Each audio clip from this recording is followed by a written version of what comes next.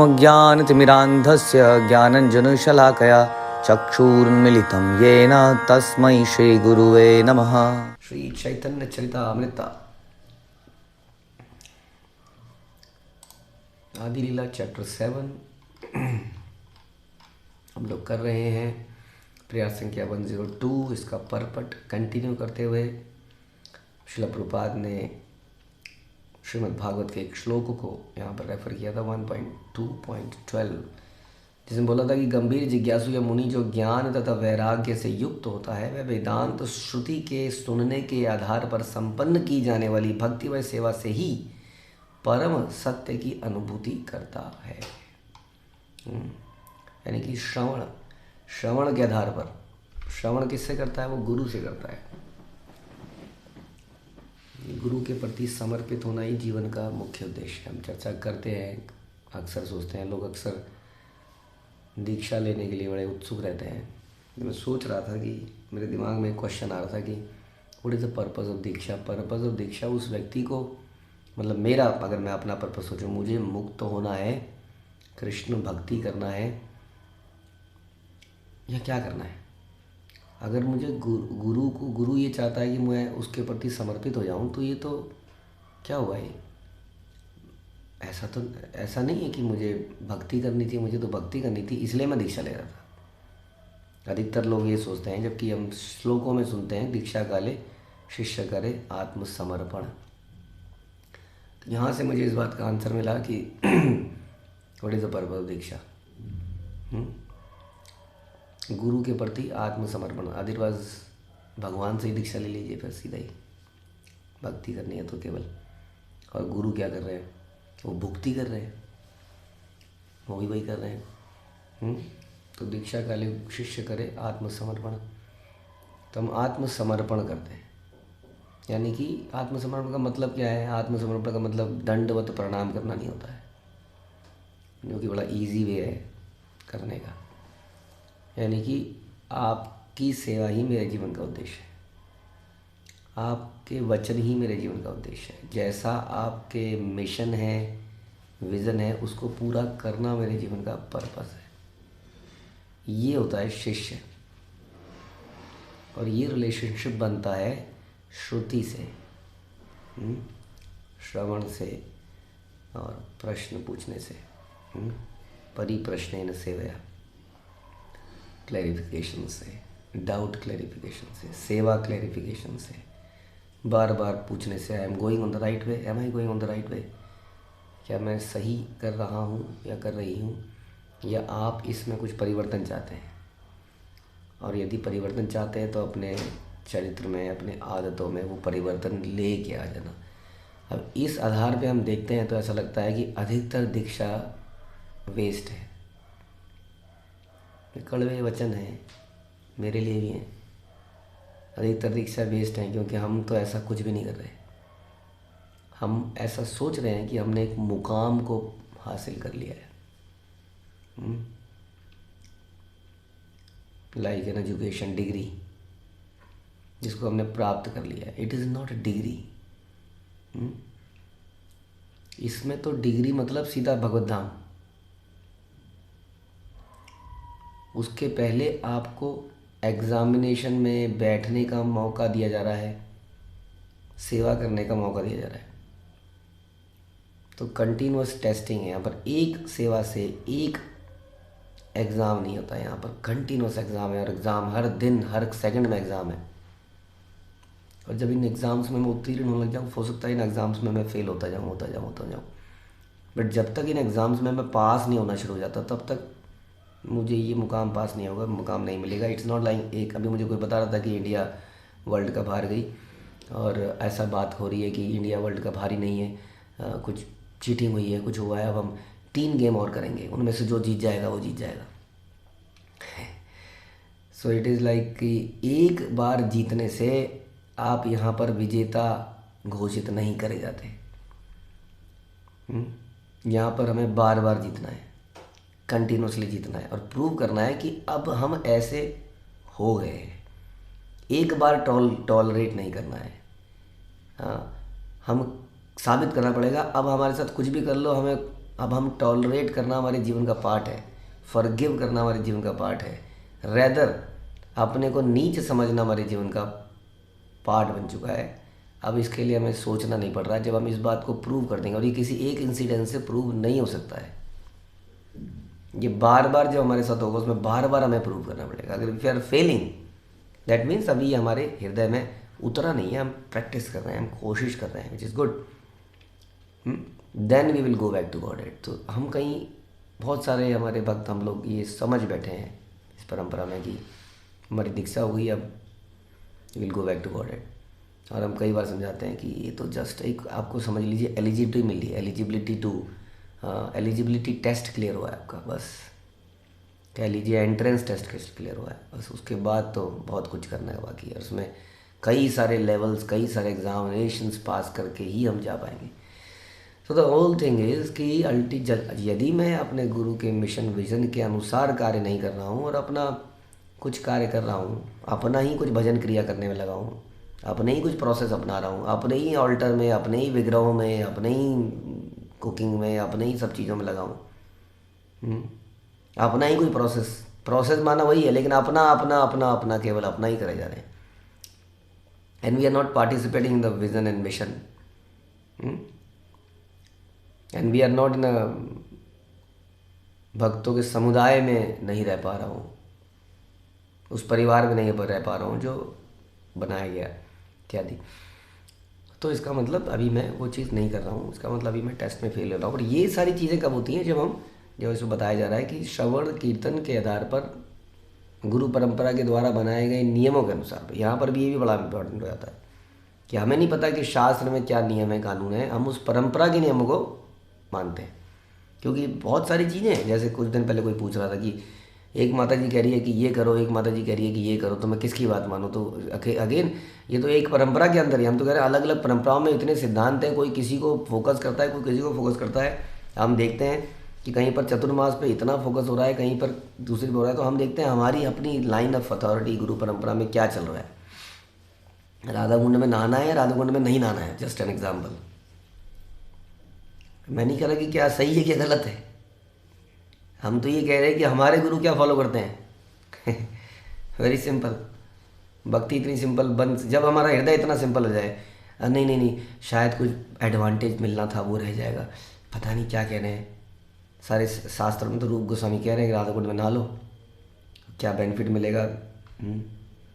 तो हमारा देखिए, हमारा ये नेचर है, हम कुछ बेनिफिट डिराइव करना चाहते हैं हमेशा। तो राधा कुंड में नहा के हम कुछ बेनिफिट डिराइव करना चाहते हैं अपने लिए, विच इज़ नॉट बैड। सुन के तो ये लगता है कि यही तो पर्पज़ है, लेकिन जो समर्पित भक्त है उसका ये पर्पज़ नहीं। उसका पर्पज़ है कि गुरु की इच्छा क्या है, क्या इससे वो प्रसन्न होंगे या अप्रसन्न होंगे।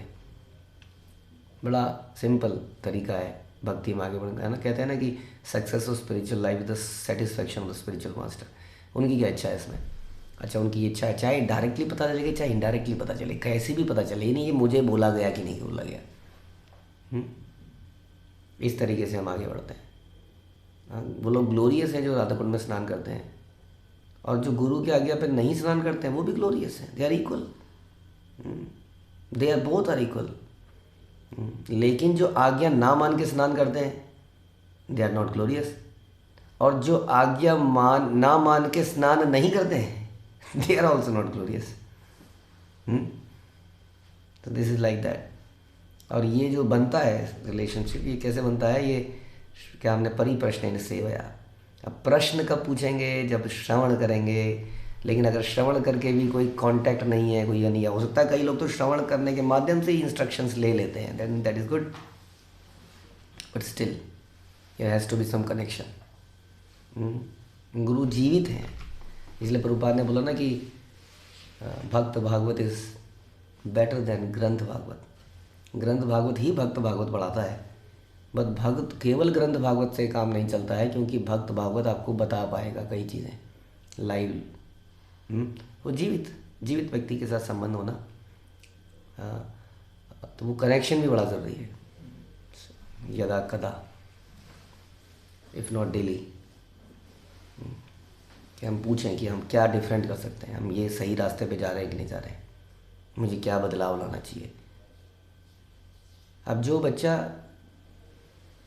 सीखिए, जिसकी अटेंडेंस कम होती है, for example school and college में आप सबने पढ़ा हुआ है, हम सबने पढ़ा हुआ है, उसको एग्ज़ाम देने दिया दिया जाता है? बताइए जरा, एग्ज़ाम देने देते हैं उसको? नहीं, attendance has to be complete, चाहे जितनी भी है 90%, 75%, जो भी अटेंडेंस मस्ट बी कंप्लीट। इसका मतलब वो उस गुरु के गुरुकुल में, स्कूल में, कॉलेज में आ रहा है, उपस्थित है, श्रवण कर रहा है, अटेंडेंस मार्क कर रहा है, आ रहा है वहाँ पर। फिर कुछ प्रोजेक्ट्स दिए जाते हैं, ये सबमिट करो, ये फाइल सबमिट करो, करे जाते हैं कि नहीं, ये फाइल सबमिट करो, ये प्रैक्टिकल करने आओ, तब जाके एग्ज़ाम में बैठोगे, उसके बाद मार्क्स में वो सब। हाँ, तो ये सब, हाँ, तो उसी तरीके से यहाँ पर है, हमें देखना पड़ेगा क्या मैं ये रिलेशनशिप बना रहा हूँ। केवल अटेंडेंस भी ज़रूरी नहीं है ना, खाली डमी अटेंडेंस थोड़ी लगानी है। टीम्स पे हमने ज्वाइन कर लिया, कहीं किसी ऐप पे ज्वाइन कर लिया और लग गई अटेंडेंस, अब पता नहीं सुन रहे हैं ना सुन रहे हैं, बस कई लोग ज्वाइन करके छोड़ देते हैं उसको, अटेंडेंस लग गई। हाँ, is it an attentive class, क्या है? इसलिए कहा परिप्रश्न सेवा कैसे होगा इसमें, इफ इट नॉट अटेंडिंग, हाँ कैसे हो पाएगा? तो क्या है, ये सब चीज़ें समझनी पड़ेंगी। केवल इसलिए हम कह रहे हैं दीक्षा लेने से या जुड़ जाने से काम नहीं चलेगा, हमें वी हैव टू सी कि are we supporting in the mission, क्या काम कर रहे हैं। अभी प्रभुपाद का कोट हम पढ़ रहे थे, उसमें बता रहे थे प्रभुपाद कि अर्जुन को भगवान ने ये नहीं कहा कि केवल युद्ध करो, हाँ मतलब जप, मतलब ध्यान मेरा स्मरण भी करो, युद्ध करो, और केवल ये भी नहीं बोला मेरा स्मरण करो, बोला युद्ध भी करो और मेरा स्मरण करो, दोनों ही काम। इसी तरह प्रभुपाद ने बोला जप भी करो और मिशन के लिए कुछ कार्य भी करो। दिस इज़ द, हाँ ये हमारे गुरु परंपरा की इच्छा है। बताइए, अब हम लगे हैं अपने घरों में जप करने में, क्वेश्चन है ये हम सब के लिए। तो क्या इससे जब वो गुरु जी के पास जाएगी हमारी कॉपी मार्क्स देने के लिए, तो क्या शिला प्रभुपाद इस पर मार्क्स दे पाएंगे? कहेंगे कहाँ है, where is he, where is she, where is, कहाँ पर है? अपने नहीं, अपने घर में बड़ी अटेंटिवली 16 माला कर रही है, हाँ अपने घर में 56 भोग लगाती है भगवान को, अपने घर में ये करती है, अपने घर में वो करती है, लेकिन बट करता है, बट मिशन के लिए क्या किया आपने? रूप सनातन के लिए क्या किया आपने? इस पूरी परंपरा के लिए आपने क्या किया? उनका मूड क्या है, उसके लिए क्या किया? क्या उसके लिए अपने लाइक्स एंड डिसलाइक्स को बदलने का प्रयास किया? क्या आपने माना? प्रभुपाद ने, रूप सनातन ने क्या नियम बनाए गए हैं उसको हृदय से माना? क्या आपने लाइन ऑफ अथॉरिटी को फॉलो किया, इत्यादि इत्यादि। हाँ, तो इसलिए यहाँ पर ये बड़ा इम्पोर्टेंट है कि हम बेसिकली हम चर्चा यही कर रहे थे कि कैसे विम्सिकल आदमी भक्त को भक्त नहीं कहा जा सकता है। और यही यहाँ पर हम साबित करने का प्रयास करेंगे। गंभीर जिज्ञासु या मुनि ज्ञान और वैराग्य से मुक्त है, वेदांत श्रुति के आधार पर संपन्न की जाने वाली भक्ति। वेदांत श्रुति में मैं थोड़ा और एक्सप्लेन कर रहा हूँ कि व्हाट इज नॉट श्रुति, और हम बार बार चर्चा कर रहे हैं हेयर एंड देयर, कुछ लेक्चर सुन लेना यूट्यूब में, इज़ नॉट वेदांत श्रुति। बिल्कुल क्लियरली समझ लीजिए, मेरी जितनी समझ है, लिमिटेड समझ, दिस इज नॉट वेदांत श्रुति। ये बहुत ही पवित्र वर्ड है। तद विधि पणिपाते न परिप्रश्न सेव्या, there is a connection. Hearing in a bona fide authority, what is a bona fide authority? May be all the people जो कि लेक्चर रिलीज कर रहे हैं वो बोनाफाइड अथॉरिटी है, बट क्या मैं शरणागति की अवस्था प्राप्त करने के लिए श्रवण कर रहा हूँ, मिशन को पूरा करने के लिए श्रवण कर रहा हूँ, या मैं क्या कर रहा हूँ? कैसे हेयर एंड देयर रैंडमली कुछ श्रवण करने से वो पैदा होगी? इस व्यक्ति का ये बड़ा अच्छा लग रहा है, इस व्यक्ति का ये लेक्चर बड़ा अच्छा है, इस व्यक्ति का ये, इसको मैं फॉरवर्ड कर देता हूँ, इसको मैं ये कर देता हूँ। पहले तो हम खुद ही दिमाग अपना ख़राब कर रहे हैं, फिर दूसरों का भी कर रहे हैं। कुछ नॉलेज लेने का प्रयास मत कीजिए। हेयर एंड देयर से पता चल गया, एक नई बात पता चल गई। एक नई बात क्या पता चल गई? कोई नई बात है ही नहीं, हमें तो कोई नई बात मिलती नहीं है। रोज़ हम पढ़ते हैं, पता नहीं नई बात तो शुरू के 1 आध साल में ख़त्म हो गई सारी। पता नहीं आपकी अभी तक कैसे बाकी हैं। अच्छा, आपको अभी पता चला होगा कि बीच में पंचक में दूसरे दिन क्या प्रण लेना है, कैसे गोबर खाना है। अब मुझे तो पता नहीं अभी तक, सच बताएं तो ना मुझे लगता है कि मुझे पता करने की ज़रूरत है। तो जितनी भी नई बातें थी वो शुरू के 1 आध साल में ख़त्म हो गई थी। अब तो केवल भाव को पैदा करना है, शरणागति को पैदा करना है, इसी के लिए श्रवण करते हैं। अब हेयर एंड देयर कुछ भी कहीं से भी श्रवण करके शरणागति कैसे पैदा होगी, मुझे समझ नहीं आता है। हाँ, कैसे होगी? नहीं, ये वक्ता बहुत अच्छा बोलता है, बोलते होंगे बहुत अच्छा, बट मुझे तो कुछ शरणागति करनी है ना। चलिए कहीं से भी सुनिए, लेकिन यदि उससे हमें शरणागति प्राप्त हो और फिर हम कुछ एक्शन लें उसके लिए, देन इट्स ऑल्सो ओके। पर मुझे लगता नहीं कि रैंडमली श्रवण करने से कभी ऐसा हो सकता है। It has to be again very systematic. उस तरीके से ये पैदा होता है। हमारे जो मिशन है ना 6 इस्कॉन के पर, उसमें भी है सिस्टमेटिकली इसको प्रोपोगेट करना, इस नॉलेज को systematically. The word is systematically, it is never random. इसलिए प्रभुपाद ने क्या शुरू किया, रोज़ भगवत गीता का एक श्लोक शुरू किया जाएगा ना इस्कॉन के मंदिरों में throughout the world. Systematically रोज़ भागवतम पढ़ी जाएगी। कैसे? 1 by 1 श्लोका। सोचिए, throughout the world ISKCON में भागवत पढ़ी जाती है रोज़, उसमें रोज़ एक श्लोक पढ़ा जाता है। और रोज़ एक गीता का श्लोक पढ़ा, systematically, not random. This is इसी से हमारे धीरे धीरे रूपात का ये पर्पस था, ये ऐसे ही मूड था। तो ऐसा हमें डेवलप करने का प्रयास करना चाहिए। तो यही हम बता रहे हैं।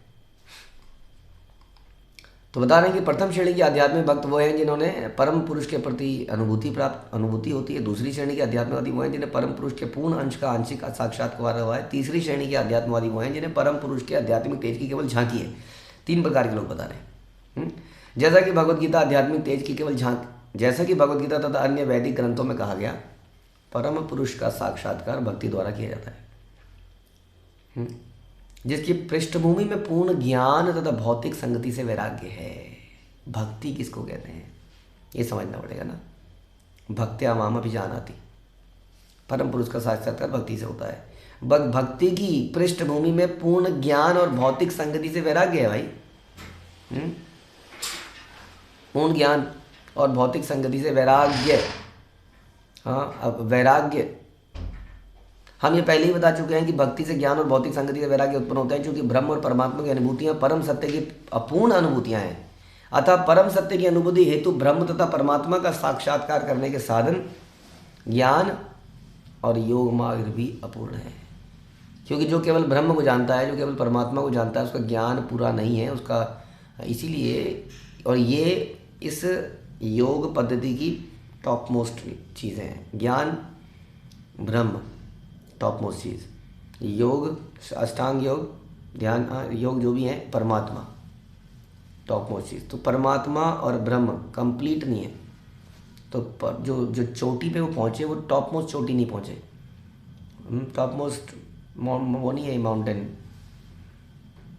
तो इसलिए ये योग पद्धतियाँ भी अपूर्ण हैं। और भक्ति आपको टॉप मोस्ट पोजीशन पे लेके जाती है। भगवान 6 ऐश्वर्यों से पूर्ण भगवान।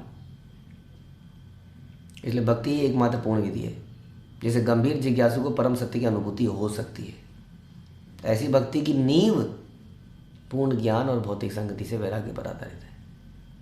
ये भक्ति कभी भी सहजिया नहीं हो सकती। प्रभुपाद बार बार ये साबित करने का प्रयास कर रहे हैं। अब सहजिया से हम लोग अक्सर समझते हैं सहजिया मतलब होता है गोपी की लहंगा पहनने वाला व्यक्ति। नहीं, सहजिया हर वो व्यक्ति है जो गुरु शिष्य परंपरा में शरणागत नहीं है, वो सहजिया है। ऑब्वियसली जो शरणागत है वो अपने आप को बांध लेता है, मुझे ऐसे ही चलना है। वही शरणागत आप खुद ही सोचिए आँख बंद करके, what is the meaning of शरणागति। बहुत सारे मतलब तो हैं ही, बट एक अंदर से नेचुरल मतलब निकल के यही आएगा आपके अंदर। उसके सिम्टम तो बहुत गहरे हैं, लेकिन क्या मतलब उसका? यही जो इस प्रकार से अपनी पद्धति में, लाइन ऑफ अथॉरिटी में बंध जाता है, वो व्यक्ति को ही तो शरणागति बोलेंगे, और किसको कहेंगे बताइए। ये है इस भक्ति की नींव। क्या? पूर्ण ज्ञान, भौतिक संगति से वैराग्य। और यह वेदांत श्रुति के श्रवण द्वारा सुदृढ़ होती है। अब ये पैसा कैसे होगा वैराग्य? डिस्ट्रैक्शन, जैसे कि माया का डिस्ट्रैक्शन है संसार में, वैसे ही गुरु परंपरा में भी इस्कॉन के अंदर भी डिस्ट्रैक्शन पैदा हो जाते हैं। इधर उधर इधर बहुत सारे अट्रैक्शन है, लेकिन वो अट्रैक्शन कई बार पैदा किए गए हैं बाहर के लोगों को अट्रैक्ट करने के लिए। लेकिन हम भी वहीं अट्रैक्ट हो जाते हैं कई बार। तो ये कैसे पैदा होगा ये वैराग्य? ये होगा श्रुति के श्रवण, वेदांत श्रुति के श्रवण द्वारा। हाँ, अब जैसे हम आपको बार बार बता रहे हैं कि if it is so important श्रवण, it's like a training, it's like a school, जब जैसे स्कूल में पढ़ाई होती थी, chapter 1, chapter 2, chapter 3, chapter 4, chapter 5, next chapter, next session, तो वैसे ही तो होनी चाहिए। Again it has to be systematic. अगर ये ट्रेनिंग है तो it has to be systematic, can not be random कि मेरे पॉपअप पे, मेरी स्क्रीन पे एक लेक्चर आगे सामने आ गया, बड़ा अच्छा सा लगा, मैं उसमें चला गया, उससे कहीं दूसरा स्क्रॉल किया तो कुछ दूसरा बढ़िया सा दिखा तो कुछ कहीं चला गया। ऐसे पढ़ाई करी है हम लोगों ने स्कूल कॉलेजेस में, ऐसे हमने ज्ञान प्राप्त किया है? हमने तो नहीं किया ऐसे प्राप्त। तो आध्यात्मिक चीज़ें क्या इतनी सस्ती हैं, इतनी टुच्ची है कि उसको ऐसे उंगली फैला के कहीं से भी कुछ श्रवण करके हम आगे पहुंच जाएंगे? हम बचपन से ही एग्ज़ाम देने से डरते रहे, इसलिए यहाँ पर भी हम एग्ज़ाम देने से डरते हैं। तो यहाँ पर भी हम सिस्टमेटिकली कुछ करने से डरते हैं। हमारे कितने भक्तों के लिए हमने चालू किया है एग्ज़ाम सिस्टम, हम मैसेज भेजते हैं, बट दीक्षा दिला दो, ना तो मंदिर बुलाओ, ना सेवा कराओ, ना दान कराओ, ना एग्ज़ाम कराओ, पर हम सुन तो रहे हैं। कैमरे वैसे ही ऑफ कर रखे हैं। कैमरे हम इसलिए ऑफ करते हैं कि कई लोग पता नहीं कैसे कैसे फ़ोटो ऑन कर देते थे, कई बार उनको यही नहीं पता वो कहाँ बैठे हैं, कहाँ खड़े हैं। कैमरे फ़ोटोज़ ऑन हो जाती थी। तो एनीवे ये तो बहुत अच्छा चीज़ भी मिल गई है कि कैमरे भी बंद हैं। तो ये तो सेल्फ है, भगवान तो देख रहे हैं हमेशा, भगवान का कैमरा हमेशा चालू है, ऊपर वाला सब देख रहा है। तो ये प्रभुपाद बहुत ही स्ट्रांगली यहाँ बता रहे हैं कि ये वेदांत श्रुति के श्रवण द्वारा सिद्ध होती है। और हम आपको ये बता रहे हैं कि दिस श्रवण has to be just like a training, it has to be systematic, it can not be random. Then कैसे हम एग्जामिनेशन पास करेंगे, कैसे हमें डिग्री मिलेगी, कैसे हमें मान्यता प्राप्त होगी? आप कहेंगे हमें नहीं चाहिए डिग्री, हमें नहीं चाहिए मान्यता। हम आपको कोई भौतिक डिग्री नहीं दे रहे हैं। दिस डिग्री इज़ गुरु के हृदय में, परंपरा के हृदय में एक टिक मार्क लग जाना, हाँ ओके ओके ये आदमी ओके है, क्योंकि ये आदमी शरणागत है, ये बड़ा सिस्टमेटिकली चल रहा है, ये शरणागति कर रहा है। ये हमारे मिशन को, अपने मिशन नहीं, जो मेरे हृदय में कुछ इच्छाएँ हैं, बहुत इच्छाएँ होती है ना हमारे अंदर, हाय मैं भी कुछ ऐसा करूं, हाय मैं भी लड्डू गोपाल को लेके जाऊं फॉर एग्जांपल, या कुछ भी ऐसा। बहुत सारी भक्ति में बहुत इच्छाएं हैं, वैरायटी है। फिर हम देखते हैं हमारी परंपरा में क्या क्या कहा जा रहा है और हम उसको इच्छाओं को छोड़ो। हुआ है हमारी, मैं इच्छा करने वाला व्यक्ति कौन हूँ? मेरी इच्छा ज़्यादा कृष्ण को प्रिय होगी या प्रभुपाद की या गुरु महाराज की या परंपरा की? हम इस प्रकार से तो सोचते हैं। नहीं तो हमारे अंदर हमें लगने लगता है कि अब हम भक्त हैं तो ये इच्छा भी तो भक्तिमय इच्छा है, ऐसा उस शास्त्र में लिखा है, ऐसा उस शास्त्र में लिखा है, ऐसा वहाँ पे लिखा है, ऐसा यहाँ पे लिखा है। हम शास्त्री बन जाते हैं हम। तो यहाँ बताया गया वेदांत श्रुति का श्रवण करना है, शास्त्री नहीं बनना है। अतः भक्ति कम बुद्धि वाले अध्यात्मवादियों के लिए नहीं। देखिए कितनी महत्वपूर्ण लाइन है। कम बुद्धि वाले कौन? भौतिकतावादी नहीं, कम बुद्धि वाले अध्यात्मवादियों के लिए नहीं है। अध्यात्मवादी तो है, कम बुद्धि का है, कम बुद्धि का है। प्रभुपाद, एक और मैंने कोट पढ़ा, आज मैं थोड़ा सा कंफ्यूज हो रहा था कैसे प्रभुपाद बोल रहे हैं। प्रभुपाद ने बोला कि कलयुग में बुद्धि कम हो गई है, इसलिए वेदांत सूत्र वेदों को पढ़ना नहीं रहा है। मैं सोच रहा था इसको सोच के कोई सोचेगा कि अच्छा तो हम बुद्धि वाले हैं ना, हम वेदांत पढ़ते हैं। फिर प्रभुपाद आगे बोलते हैं कि इसलिए जो, फिर आगे बोलते हैं महामंत्र का इम्पोर्टेंस बोलते हुए कहते हैं इसलिए जो बुद्धिमान व्यक्ति है वो महामंत्र करेगा। तो मैं कहता बुद्धिमान व्यक्ति महामंत्र करेगा और बुद्धिमान व्यक्ति है नहीं इसलिए वेदांत नहीं पढ़ पाएगा, तो क्या चक्कर है? महामंत्र करने वाला बुद्धिमान है या नहीं है? बुद्धिमान नहीं है तभी तो वेदांत नहीं पढ़ रहा है, लेकिन बुद्धिमान है इसलिए महामंत्र कर रहा है। तो यही है रहस्य कि जो बुद्धिमान नहीं है वो अपने आप को बुद्धिमान समझता है। वही व्यक्ति वास्तव में सबसे बड़ा मूर्ख है, जिसको लगता है कि वो इंटेलिजेंट है। वही व्यक्ति शरणागति कभी नहीं करता है। वो अपने ज्ञान, अपनी इच्छाओं को कभी ढक ही नहीं पाया एक्चुअली आज तक। हाँ, लेकिन जो बुद्धिमान है वो समझता है मैं बुद्धिमान नहीं हूँ इसलिए मेरे लिए वेदांत नहीं है, मेरे लिए महामंत्र है, मेरे लिए गुरु के आदेशों का पालन है, एज इट इज़। मेरे लिए परंपरा का मिशन ही सब कुछ है, विज़न ही सब कुछ है। वो व्यक्ति वास्तव में बुद्धिमान है, जो अपने आप को बुद्धिमान नहीं मानता। और पूरे चैप्टर में आपने यही देखा कि Srila Chaitanya Mahaprabhu started with this कि मैं मूर्ख हूँ, और मूर्ख होने के बाद वही मूर्ख सबको उपदेश दे रहा है। अब ये भी तो कॉन्ट्राडिक्शन होगी ना, जब कह रहे हैं कि मैं मूर्ख हूँ तो उपदेश क्यों दे रहे हैं फिर? क्योंकि वास्तव में जो अपने आप को मूर्ख समझ लेता है ना, वही वास्तव में बुद्धिमान है, क्योंकि तब वो शरणागति कर पाता है। इसलिए बता रहे हैं कि कम बुद्धि वाले आध्यात्मवादियों के लिए ये नहीं है। लेकिन वो आध्यात्मवादी अपने आप को अधिक बुद्धि वाले मानते हैं। भक्तों की 3 श्रेणियां हैं, प्रथम, द्वितीय और तृतीय। तृतीय श्रेणी के भक्त अर्थात नौसिखीय भक्त ज्ञान विहीन है और वे भौतिक संगति से विरक्त भी नहीं है। वे मंदिर में अर्चा वगैरह की पूजा की प्रारंभिक प्रक्रिया से बड़े आकृष्ट हैं। ऐसे भक्त देखे होंगे आपने, हाय मंदिर, हाय विग्रह, हाय। कई बार लगता है कितने उन्नत भक्त हैं, देखिए मंदिर से कितने अटैच्ड हैं। कई बार लोगों ने हमसे पूछा, अरे आप मंदिर में नहीं थे, हम तो सवेरे से मंदिर में बैठे हैं। लगता है ये शायद परंपरा में नहीं है, ये मंदिर में नहीं आ रहे हैं पूरे दिन के लिए।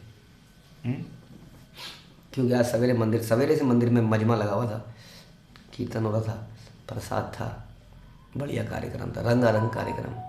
मंदिर का कार्यक्रम ख़त्म, वो आदमी मशरूम की तरह ख़त्म। अब वो व्यक्ति कब दिखेगा? अगले मंदिर के कार्यक्रम में। हम तो मंदिर से बड़े अटैच हैं। हम मंदिर का प्रसाद जरूर पाते हैं, आप मंदिर का प्रसाद नहीं पाते। हाँ, आप फॉलो नहीं करते क्या आप लोग? प्रसाद पाने के लिए क्यों याद आता है मंदिर? मंदिर तो बहुत सारे कार्यों के लिए है। हम सवेरे सवेरे अपने अपने विग्रहों के सामने इस्कॉन के मंदिर में प्रार्थना करते हैं, हे श्री श्री राधा पार्थसारथी, श्री श्री राधा मदन मोहन, वटेवर। श्रील प्रभुपाद की, आपके अनन्य भक्त की प्रसन्नता के लिए यहाँ पर प्रचारक भक्तों की संख्या में वृद्धि हो। कहता है कि नहीं? तो our mission is to preach, go out and preach. तो पीपल गो आउट। मंदिर के कई सारे ब्रह्मचारी प्रीचिंग में बाहर निकले होते हैं। हमेशा ही मंदिर के कई गृहस्था भक्त प्रीचिंग में लगे हुए हैं, लोगों को ला रहे हैं। They are only bringing people to the temple. But temple में आने का मतलब केवल टेम्पल के उत्सवों में पार्टिसिपेट करके आनंद लेना नहीं है। कई सारे भक्त जो है दीक्षा लेने के बाद भी केवल उत्सवों में वहाँ पे दिखते हैं, वो अदरवाइज कुछ सेवा नहीं कर रहे हैं। बहुत सारी सेवाएं हैं, कोई सेवा में नहीं है, लेकिन उत्सवों में पार्टिसिपेट करते हुए जरूर पाए जाते हैं। वो रेगुलर श्रवण के प्रभुपाद के अगर परपट पढ़ेंगे, प्रभुपाद के अपने घरों में अगर आप नहीं आ पा रहे तो अपने घरों में आरतियाँ करो, मंगल आरती करो, श्रवण करो, प्रचार करो, पुस्तक वितरण करो, गुरुकुल्स खोलो, बच्चों को शिक्षा दो, सिस्टमेटिकली बच्चों को दो। ये हमारे 6 पर्पज़ में है बाय द वे।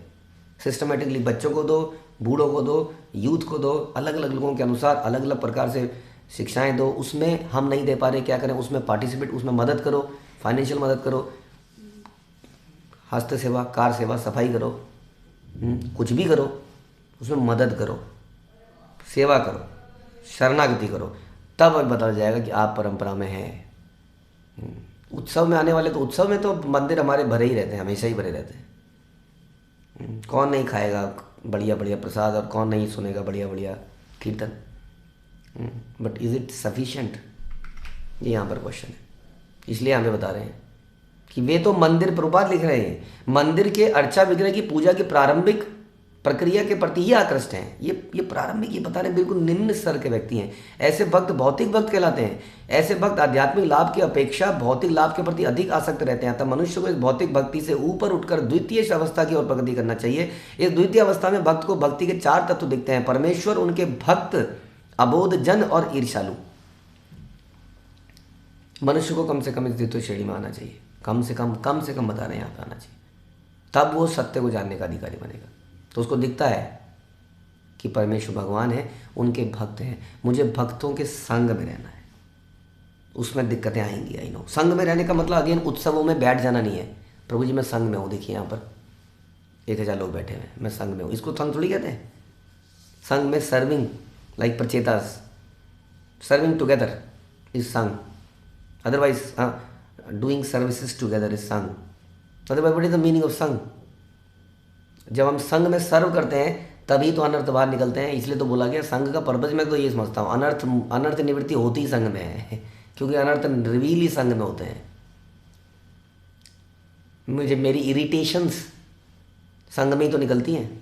अकेले में तो मैं ब्रह्मज्योति में हूँ, आनंद में हूँ, मैं और मेरी तनाई। संघ में ही तो अनर्थ बाहर निकलते हैं।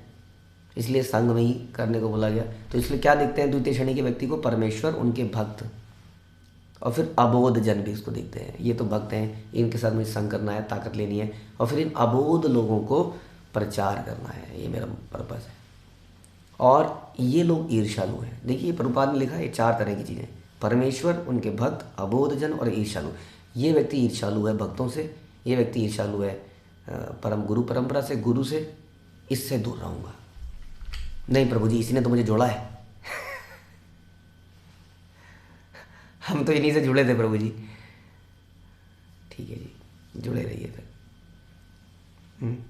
प्रभुपाद ने ये नहीं लिखा यहाँ पर, ये लाइन हमने नहीं बोली है। परमेश्वर, उनके भक्त, अबोध जन और ईर्ष्यालु। वो डिवीज़न करता है कि हाँ ये 4 तरह। ईर्ष्यालु डिस्टेंस, अबोध जन देना है, कृष्ण भावना में देनी है, भक्त फॉर सर्विस, और परमेश्वर फॉर प्रेम। तो कह रहे कम से कम इस द्वितीय श्रेणी में हमें उठना है। अतः तृतीय श्रेणी के भक्त को भक्ति संबंधी आदेश भागवत के प्रमाणिक स्रोतों से प्राप्त करने होते हैं। तृतीय श्रेणी के हमें केवल डीटीज और ये जब मैं अपनी चर्चा करी बस, और कुछ नहीं। आनंद आ रहा है, डीटीज, राधा रानी की परांदी, राधा रानी के कपड़े, उसे और कुछ नहीं दिख रहा है। ये सब बाकी चीज़ें हमने बोली, उसे केवल डीटीज दिख रही है। भक्त है, ध्यान रखिए, ऑब्वियसली भक्त है, लेकिन यहाँ पर तृतीय श्रेणी का भक्त है। तो तृतीय श्रेणी को क्या करना है? प्रमाणिक स्रोतों से ज्ञान लेना है उसको। और पहला भागवत सुस्थापित भक्त है, दूसरा भागवत ईश्वर का संदेश है। तृतीय श्रेणी के भक्त को भक्ति के उपदेश प्राप्त करने के लिए भक्त के पास जाना आवश्यक है। सुना, आवश्यक है। घर में बैठ के जब नहीं हो पाएगा, जाना पड़ेगा उसके किसी के पास। वहीं तो एलर्जी है सारी। ऐसा भक्त कोई व्यापारी नहीं होता जो भागवत बांचने के व्यापार द्वारा अपना जीविका चलाता हो, उसके पास नहीं जाना है।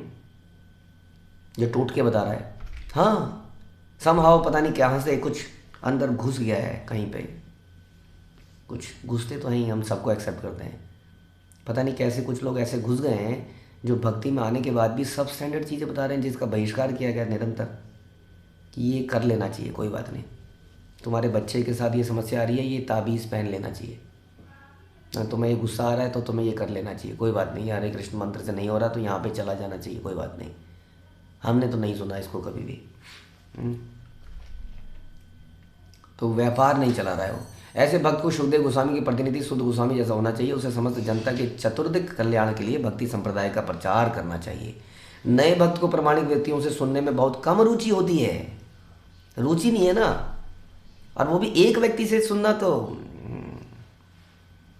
मज़ा चाहिए, थोड़ा वैरायटी। आज आलू की सब्जी, कल गोभी की सब्जी, परसों कटहल की सब्जी, वैरायटी। ऐसा नया भक्त अपनी इंद्रिय तृप्ति हेतु किसी व्यावसायिक व्यक्ति से सुनने का भी दिखावा करता है कई बार, क्योंकि कई लोग बड़ा बढ़िया तरीके से बोलते हैं तो उसको उससे सुनने लगता है। इस प्रकार के श्रवण तथा कीर्तन से सारा मामला बिगड़ चुका है, प्रभुपाद कह रहे हैं। अतः मनुष्य को इस दोषपूर्ण विधि से के प्रति अत्यंत सतर्क रहने की आवश्यकता है। ये हम लोग ज़्यादा नहीं बोल रहे हैं, हम लोग प्रभुपाद के वचनों को ही पढ़ रहे हैं कि ऐसे श्रवण कीर्तन से सारा मामला बिगड़ चुका है। भगवद गीता श्रीमद् भागवत में निहित भगवान के दिव्य संदेश निसंदेह दिव्य विषय हैं, किंतु तो भी व्यावसायिक व्यक्ति से उन्हें ग्रहण नहीं करना चाहिए, क्योंकि वह उन्हें किसी प्रकार विषाक्त कर देता है, जिस पर सर्प अपनी जीव के स्पर्श मात्र से दूध को विषाक्त कर देता है। अतएव सच्चे भक्त को उपनिषद, वेदांत सूत्र जैसे वैदिक साहित्य को तथा पूर्ववर्ती गोस्वामी द्वारा छोड़े गए अन्य साहित्य को अपनी उन्नति के लिए सुनना चाहिए। ऐसे साहित्य का श्रवण किए बिना उसकी वास्तविक उन्नति नहीं हो सकती। हमने सुना था थोड़ी लाइनों पहले कि इसका सिम्टम क्या है कि उन्नति हो रही है, कि मेरे अंदर वैराग्य पैदा हो रहा हो, वास्तविक वैराग्य। भाग ना रहा हूँ मैं कष्टों से, जो कि कई बार गृहस्थ आश्रम से आदमी भागना चाहता है, क्योंकि उसके लिए कमाना पड़ता है, उसके लिए कुछ काम करना पड़ जाता है। कई बार हम उसको भक्ति कह देते हैं कि मेरे अंदर वैराग्य पैदा हो रहा है। इसलिए हमने शुरू में बताया श्रील प्रभुपाद का कोट कि उन्होंने अर्जुन को बोला, मेरा स्मरण करते हुए युद्ध करो। श्रवण तथा आदेशों का पालन किए बिना भक्ति का दिखावा व्यर्थ है। देखिए फिर से बोल दिया प्रभुपाद ने, छोड़ नहीं रहे प्रभुपाद। श्रवण तथा आदेशों का पालन किए बिना भक्ति का दिखावा व्यर्थ है, ये भक्ति के पद में अवरोध है। समझ में आया? तो आदेशों का पालन करना ये क्या है? इसके बिना व्यर्थ है। फ्री भक्त जो है वो वास्तव में फ्री है, वो भक्त नहीं है। अतएव जब तक भक्ति श्रुति स्मृति पुराण तथा पंचरात्रक प्रमाणों के सिद्धांतों पर आधारित ना हो, स्थापित ना हो, तब तक ऐसे भक्त के दिखावे का तुरंत त्याग कर देना चाहिए। ऐसे व्यक्ति का त्याग कर देना चाहिए, क्योंकि हमारे अंदर भी वो इस रोग को डाल देगा, इस इंडिपेंडेंस को डाल देगा। किसी अनाधिकृत भक्त को कभी भी शुद्ध भक्त की मान्यता नहीं दी जानी चाहिए। वैदिक साहित्य से ऐसे संदेशों को आत्मसात करने से अपने भीतर अंतर्यामी परमात्मा का साक्षात्कार किया जा सकता है। यही समाधि है। आपको परमात्मा का साक्षात्कार करना है या किसी को खुश करना है, क्योंकि आप उसके माध्यम से जुड़े थे।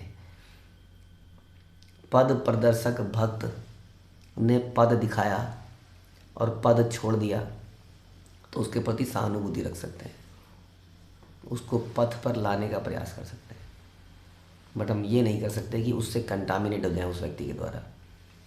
तो हमारे नुकसान है और कोई नुकसान नहीं है। ये परंपरा तो चलेगी, शुद्ध भक्त भगवान के धाम में जरूर जाएंगे, बट उसके लिए प्रयास मेहनत करनी पड़ेगी, जो प्रभुपाद ने इस श्लोक में बहुत ज़बरदस्त तरीके से बताया। केवल दीक्षा ले लेने से, केवल ठप्पा लगाने से, केवल भक्तों में कहने से कि मैं भक्त हूँ, मैं उस समुदाय में जुड़ा हुआ हूँ या मैं वहाँ का भक्त हूँ, काम नहीं चलेगा।